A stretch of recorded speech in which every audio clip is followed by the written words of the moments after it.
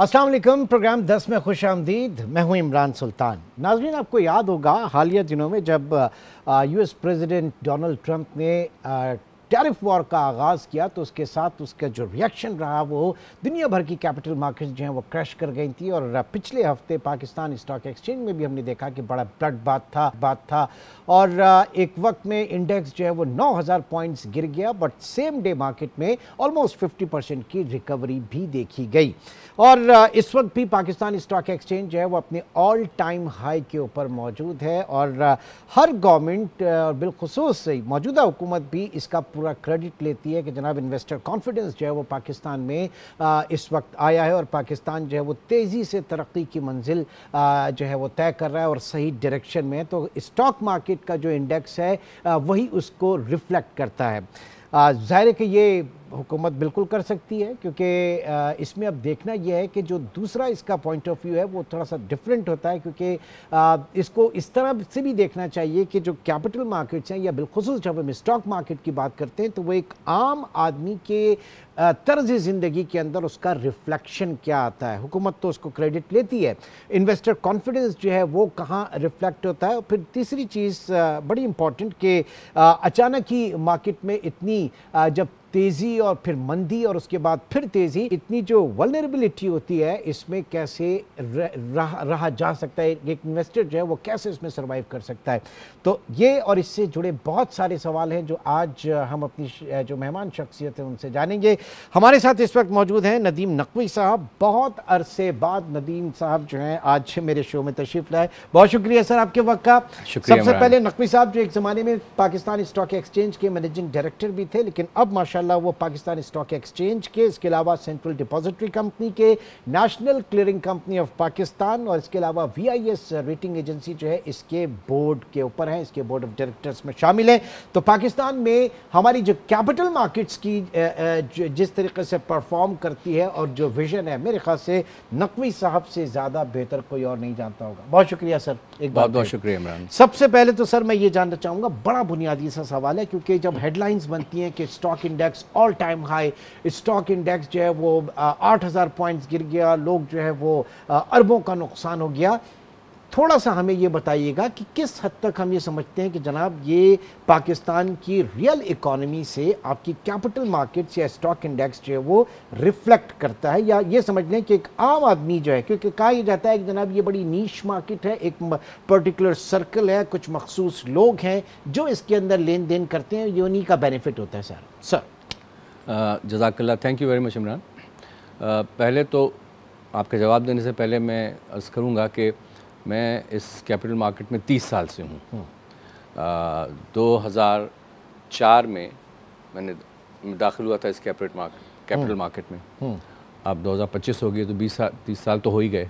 और 20 साल से मेरी आपकी माशाल्लाह है वो माशाल्लाह आपसे 20 साल से। और आपने तो आज टीवी का आगाज़ किया था, उसके टेस्ट जो ट्रांसमिशन था उसमें आप थे। और याद है 2005 का डिबेकल था, उस वक्त स्टॉक मार्केट क्राइसिस था। तो मैं इसलिए कह रहा हूँ कि इससे कॉन्टेक्स्ट बनता है कि 30 साल के तवील अरसे के ऊपर हमने ऊपर भी देखा मार्केट को, नीचे भी देखा, मार्केट बंद होते हुए भी देखा, इंटरनेशनल क्राइसिस भी हुए, कोविड भी हुआ, लेकिन ये सारी चीज़ों को चलते चलाते आखिर में मार्केट अपना एक सर्टन लेवल पे आ गई। तो मैं नाज़रीन से सिर्फ ये अर्ज़ करना चाहता हूँ, सबसे पहले जो सबसे इम्पॉर्टेंट चीज़ है पाकिस्तान के लिए और हम एस पाकिस्तानी सिटीज़न के लिए, वो मुल्क की सलामती। अगर मुल्क सलामत रहेगा हमारी बातों से, हमारे किरदार से, हमारे एक्शन से, तो मार्केट ऊपर ही जाएगी। उसकी वजह यह है कि मार्केट के अंदर मार्केट इकॉनमी को रिफ्लेक्ट कर रही है। इकॉनमी किस चीज़ को रिफ्लेक्ट कर रही है? लोगों के इन्वेस्टमेंट को रिफ्लेक्ट कर रही है, जो कंपनियां पाकिस्तान में काम कर रही हैं उनको रिफ्लेक्ट कर रही है, उससे जो कंपनियों के अंदर बेहतरी आ रही है, जो डिमांड के वो सप्लाई हो रहा है उसके ऊपर काम हो रहा है। तो सबसे इम्पॉर्टेंट चीज़ जो रखनी है हम सबको वो है मुल्क की सलामती, हर जगह, हर वक्त, हर तरीके से। जब ये हो जाता है तो ये सारी चीज़ें ऊपर नीचे वाली हैं। अब देखा जाए कि इंडेक्स जो है रिकॉर्ड पे है, लेकिन हकीकत ये है कि इंडेक्स इससे बहुत ज़्यादा हो सकता है, क्योंकि इंडेक्स को कंपेयर किया जाता है आपकी जीडीपी से जी। तो एक ज़माना था 2016-17 में जो इंडेक्स था वो 40% था जीडीपी का, 40 से 45% मैं कहूँगा। आज ये बमुश्किल तमाम जो है 10-12% है जीडीपी का। तो इसका मतलब ये कि 20%, 25% ये और ऊपर जा सकता है, इसकी कैपिटलाइजेशन बढ़ सकती है अगर हालात जो हैं इकोनॉमिक वो स्टेबल रहें, लोगों को, प्राइवेट सेक्टर को मौका मिले काम करने का और इन्वेस्टर जो हैं वो प्रॉफिट बना सकें। ठीक। तो इस सिलसिले में मैं ये कहूँगा कि ऊपर नीचे जो रोज़मर्रा का हम देखते हैं कि वो आपने फरमाया 9000 पॉइंट नीचे गिर गई, फिर 2500 पॉइंट ऊपर चली गई, ये रोज़मर्रा की चीज़ें होती हैं और ये शॉक ट्रीटमेंट होता है। मौसूफ़े सैम ने जो झटका दिया है उसकी वजह से सब शॉक में आ गए, लेकिन अंडरलाइंग स्ट्रेंथ जो इकोनॉमी की है, अंडरलाइंग पावर जो इकोनॉमी का है वो अपनी जगह है। तो उसके दूसरे ही दिन आपने देखा कि सारी दुनिया की मार्केट्स वापस ऊपर आना शुरू हो गई, तो एक शॉक था। अब हमारे लेकिन फिर उस पर ये भी हुआ सर, वो जो चले बात जी हम कहें जनाब, वो कोई इनसाइडर ट्रेडिंग तो नहीं थी या ऐसा कुछ तो नहीं था जिससे किसी को बेनिफिट वगैरह मिला हो?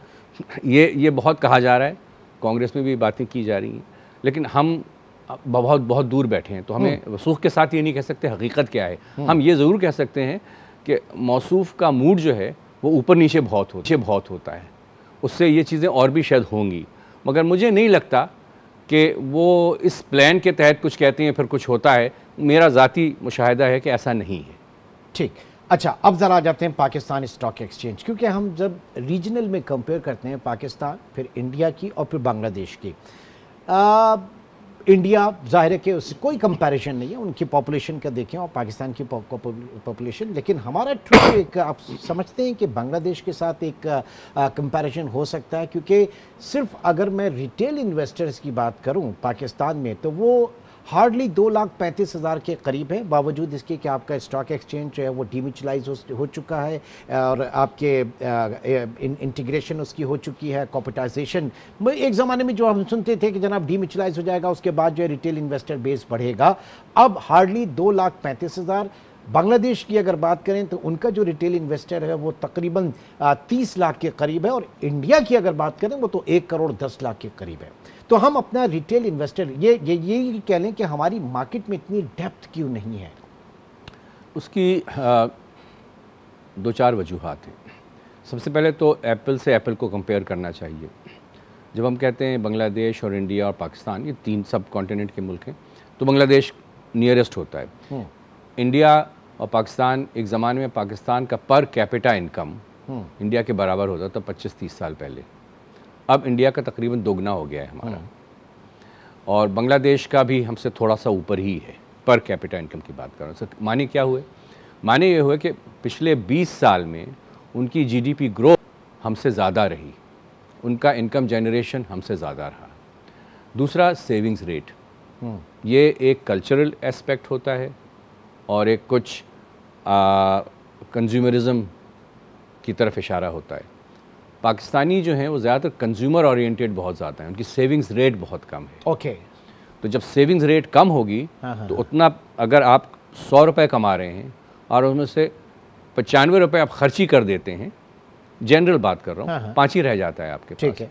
इंडिया में सेविंग रेट जो है 20% से ऊपर है, बांग्लादेश में भी इसी तरह हाल है, और अगर आगे चले हैं चीन वगैरह तो 30-30% सेविंग्स रेट हैं। और पाकिस्तान में बमुश्किल तमाम 6%, 7% का रियल सेविंग्स रेट की अगर मैं बताऊं आपको, तो कुछ रह नहीं जाता है फ्री मनी इन्वेस्ट करने के लिए, क्यों हम खा पी के बैठ जाते हैं। अच्छा, ये सब तबकों में है, लो इनकम, मिडिल इनकम, अपर इनकम, खाओ पियो ऐश करो, कल के बारे में देखेंगे। सेविंग्स का जो एक जहनी सोच होती है, कल्चरल एस्पेक्ट जो है वो वहाँ पे रिफ्लेक्ट कर रहा होता है उनके रिटेल बेस के अंदर, उनकी कैपिटल या वो सेंस में। और एक चीज़ और भी मैं हाईलाइट कर दूं, लोग कहते हैं कि भाई आपके 3-3.5 लाख के करीब हैं इन्वेस्टर्स, और वहाँ पे हमारे यहाँ हुआ ये है कि हमारे इन्वेस्टर्स वाया म्यूचुअल फंड ज़्यादा आना शुरू हो गए हैं। हमारे म्यूचुअल फंड्स में 4.5 लाख के करीब इन्वेस्टर हैं।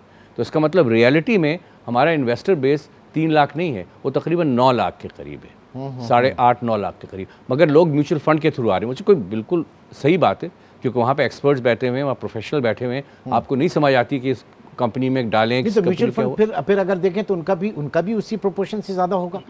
वहाँ पे म्यूचुअल फंड्स बांग्लादेश में इतना ज़्यादा नहीं है जितने हमारे, मुझे एग्जैक्ट डेटा तो नहीं पता है, मगर हमारे यहाँ म्यूचुअल फंड्स का रोल ज़्यादा है।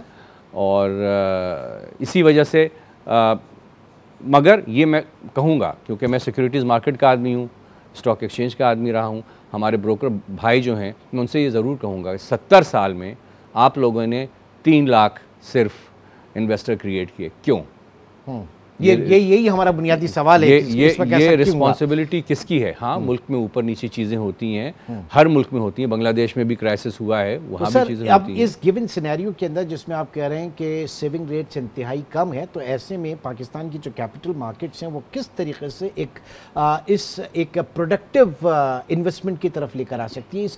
हम क्या फिर भी कुछ ना कुछ तो कर रहे होंगे ना? कर रहे हैं। जैसे अब इस वक्त हमारे नए CEO साहब आए, फ़ारूक सब्ज़वारी साहब, बहुत ही एक्सपीरियंस्ड आदमी हैं, ये क्रेडिट स्विस में, सिंगापुर में, हांगकांग में और जगह काम कर चुके हैं, इनको काफ़ी एक्सपीरियंस है और इन्होंने अपने ऊपर एक ज़िम्मा लिया है कि वो ब्रोकर हजरात की मदद करेंगे, फैसिलिटेट करेंगे कि हमारी रिटेल बेस अगले 3 साल में 1 मिलियन से ऊपर हो जाए।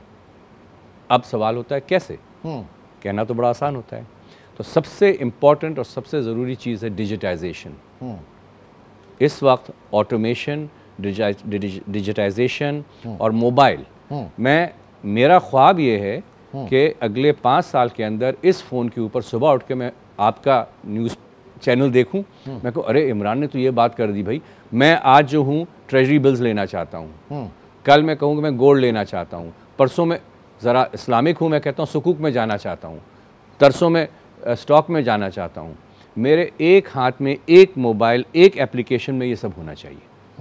ये है ब्रेक थ्रू। तो हम जो उस अरसे से आहिस्ता आहिस्ता पीछे रह गए, हम एक लीप फ्रॉग कर सकते हैं। ठीक, और ये जो है थ्रू डिजिटाइजेशन होगा, थ्रू ऑटोमेशन होगा, और ये हो रहा है। अंदर पीछे बहुत काम हो रहा है। CDC इसमें सबसे पहल कर रहा है, उनकी एक गेटवे है। NCCPL भी उसी तरह बहुत आगे जा रहा है। आपकी जो KYC होती है, हमने बहुत अरसे से अल्हम्दुलिल्लाह 2005 की जो मैं बात कर रहा हूँ, जब बेकर हुआ था तो उस वक्त सेटलमेंट का बड़ा क्राइसिस था। देन उसके बाद हमने देखा कि जनाब SCCP ने बड़े इक़दाम किए, फिर नेशनल क्लियरिंग कंपनी और CD सेंट्रल डिपॉजिटरी कंपनी, फिर यूनिवर्सल आइडेंटिफाई वो जो नंबर थे UIN नंबर वगैरह इंडिविजुअल क्लाइंट्स के। तो ये ऐसी चीज़ें हैं कि अब कोई भी क्राइसिस आता है, इवन ये जो जिस दिन 9000 पॉइंट्स गिरी थी, and I was commenting on TV, और मैं ये कह रहा था कि ये कोई इतना बड़ा क्राइसिस नहीं है, ये सिस्टमिक क्राइसिस उस तरह का नहीं है कि कोई सेटलमेंट का इशू है, ये मार्केट रिकवर कर जाएगी, वो फिर वैसे ही हुआ। नाज़रीन, नदीम नकवी साहब इस वक्त हमारे साथ मौजूद हैं। एक छोटा सा ब्रेक, और ब्रेक के बाद इसी मौजू को मजीद आगे लेकर चलते हैं। वेलकम बैक नकवी साहब। अब आपने डिजिटाइजेशन और ऑटोमेशन की बात की, तो ऐसे में हम देखते हैं कि फिनटेक, चाहे वो आपके डिजिटल ट्रेडिंग हो या ब्लॉकचेन हो या क्राउड फंडिंग वगैरह हो, तो ये किस तरह पाकिस्तान की जो हमारी कैपिटल मार्केट्स है इसको ट्रांसफॉर्म कर सकते हैं। और फिर दूसरा ये कि क्या जो एपिक्स रेगुलेटर है, क्योंकि इसमें बहुत सारा काम रेगुलेशंस के हवाले से, और हमेशा हमने देखा कि जनाब कैपेसिटी कंस्ट्रेंट भी बहुत सारी आई थी, तो इस वक्त कितने वेल इक्विप्ड हैं, क्योंकि दुनिया के साथ चलना है फिर? जी नहीं, बिल्कुल।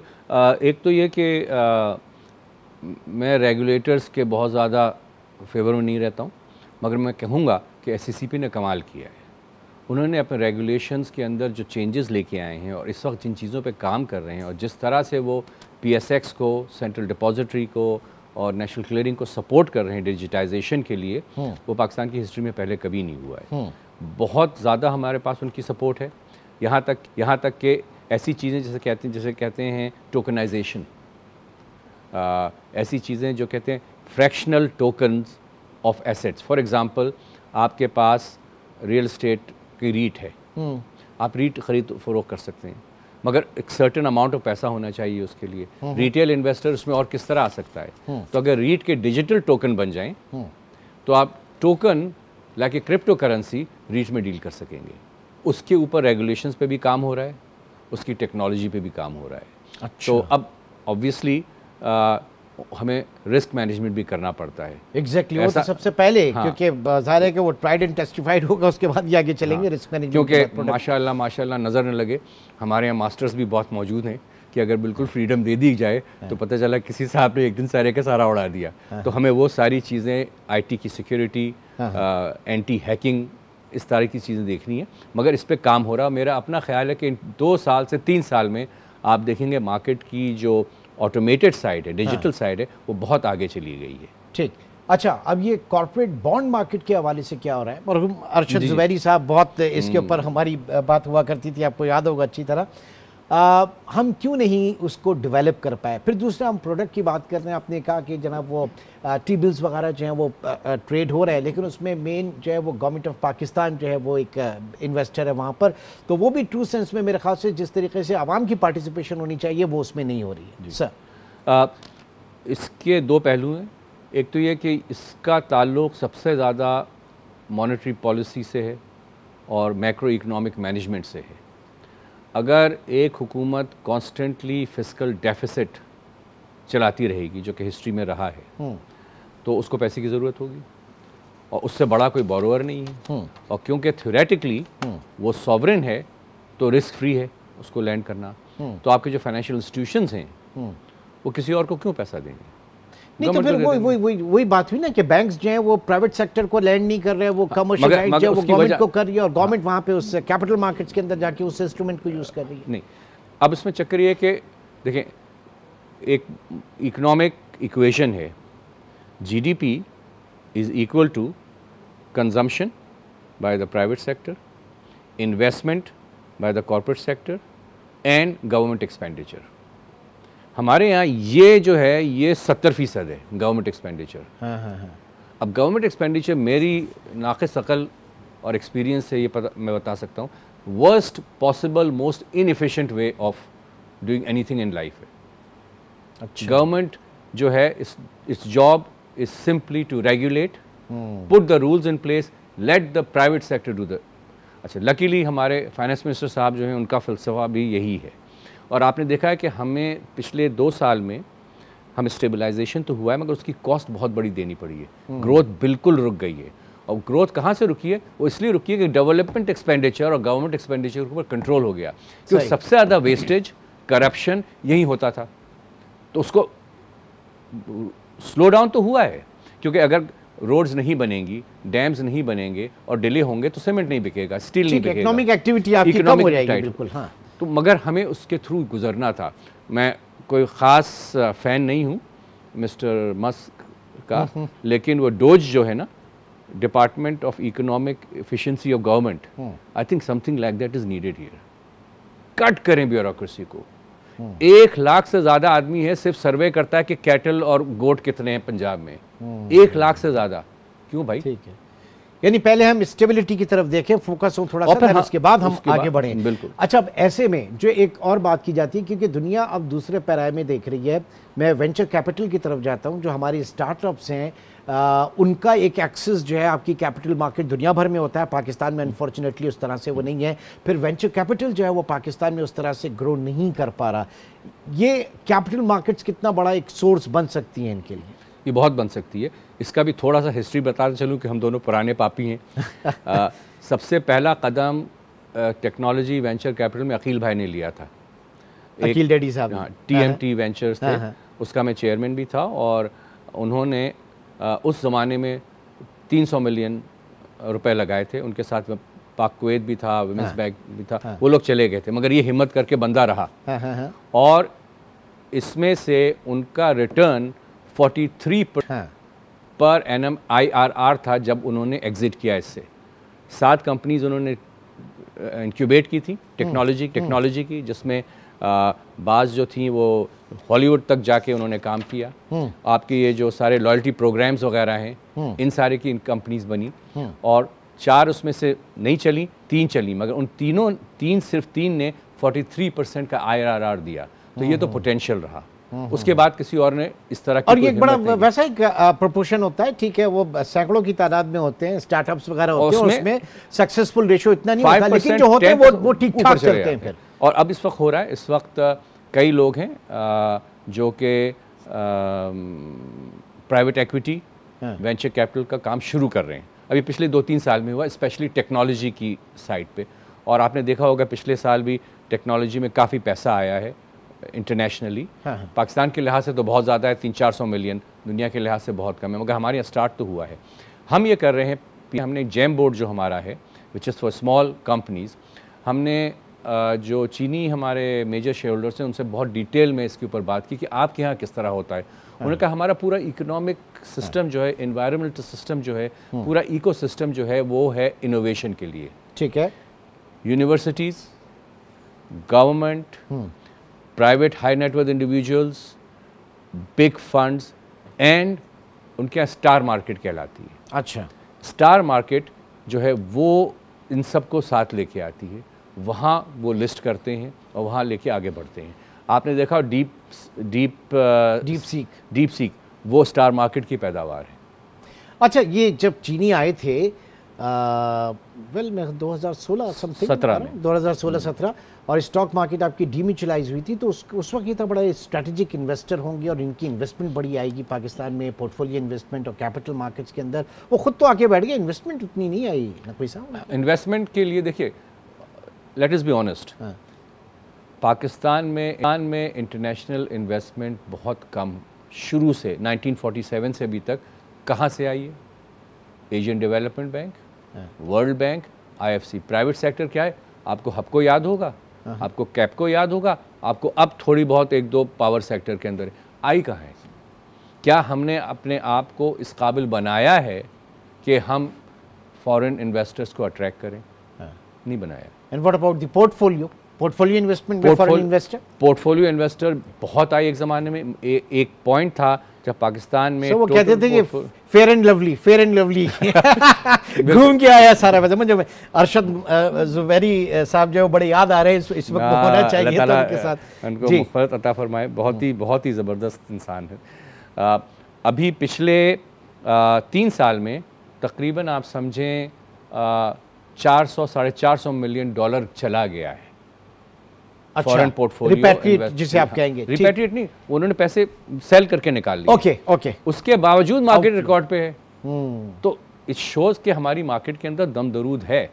और ये मार्केट अभी और ऊपर इसलिए जाएगी कि आपके म्यूचुअल फंड्स जो अब से 5, 8, 10 साल पहले 20 से 30% इक्विटी मार्केट में रहते थे, बाकी फिक्स्ड इनकम में रहते थे, आज वो सिर्फ 6% पे हैं। तो अब उनके पास इतना अवेलेबल है कि अगर 10। What about the P ratio क्या इस वक्त हमारा पी रेशियो तो अल्लाह खैर से 6-6.5 के करीब है और हिस्टोरिकल रहा है ये 8.5 के करीब, और अपने पीक में 2016-17 में ये 12 भी रह चुका है। ठीक है। और रीजनल मेरे ख्याल से डबल डिजिट में इंडिया का होगा। हम रीजनल से ऑन एवरेज 40% डिस्काउंट पे हमेशा से रहे हैं पिछले 20 साल से।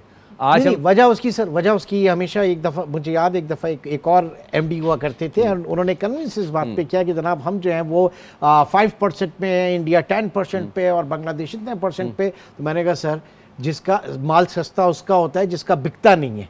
तो ये हिस्टोरिकली अगर हम रहे हैं इतना कम तो हमारी चीज़ बिकी नहीं है, इसका मतलब लिक्विडिटी का इशू होता है ना, लिक्विडिटी भी होती है, फिर मैक्रो इकोनॉमिक वगैरह भी होता है। तो एक हिस्टोरिकल ट्रेंड है कि हम तकरीबन 40% के करीब डिस्काउंट पे रहते हैं। आजकल हम 60% के डिस्काउंट पे, even after all of this. अच्छा, तो इसका मतलब ये है हमारे यहाँ पोटेंशियल है। और मैं हमेशा से कहता रहा हूँ कि भाई फॉरेन इन्वेस्टर्स के पीछे मत भागो, क्योंकि वो आएगा और चला जाएगा। उसको तो 2 पैसे कमाने होते हैं ना, रोकड़ा कमाया चला गया। हमारे लोकल इन्वेस्टर्स की लॉन्ग टर्म सेविंग्स कराओ यहाँ पे। सही। हम और आप 20 साल से जानते हैं, अगर 20 साल पहले आपने 1 लाख रुपए लगा दिए होते, या मैंने लगा दिए थे, जो कि नहीं लगाए, तो 1 लाख इस वक्त कितना ज़्यादा होता, सारी उखाड़ प्रचार के बावजूद। ठीक है, यानी हमें अपना जो DNA उसको थोड़ा सा ज़रा रीडिफाइन करना होगा, सेविंग्स की तरफ जाना होगा।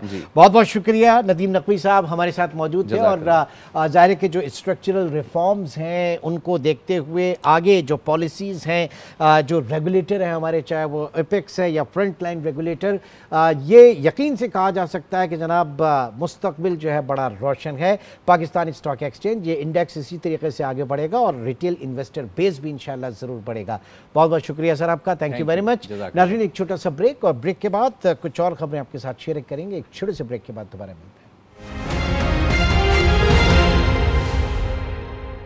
Welcome back. नाज़रीन, पाकिस्तान में SIFC यानी स्पेशल इन्वेस्टमेंट फैसिलिटेशन काउंसिल और उसके तहत ग्रीन पाकिस्तान इनिशिएटिव, जिसके तहत पाकिस्तान में जो कॉरपोरेट एग्रीकल्चर फार्मिंग करनी है और पाकिस्तान में जो बंजर ज़मीनें हैं उनको आबाद करके और हमारे जो एग्रीकल्चर ईल्ड है उसको बढ़ाना है। बुनियादी मकसद ये है, लेकिन इसके पीछे फिर बाद में जिस तरह से चीज़ें अनफोल्ड हो रही हैं, सिंध ये समझता है कि जनाब पानी के हवाले से उसके साथ ज़्यादती की जा रही है और सिंध का पानी जो है वो पंजाब को देकर और फिर जो बंजर ज़मीनें, जो रेगिस्तान है, जो चोलिस्तान है, उसको आबाद करने की कोशिश की जा रही है, जो कि सिंध के साथ एक सरीहन ज़्यादती होगी। और फिर सिंध जो है इस मामले को काउंसिल ऑफ कॉमन इंटरेस्ट के अंदर भी ले जाना चाहता है, लेकिन हुकूमत जो है उससे गुरेज़ा है।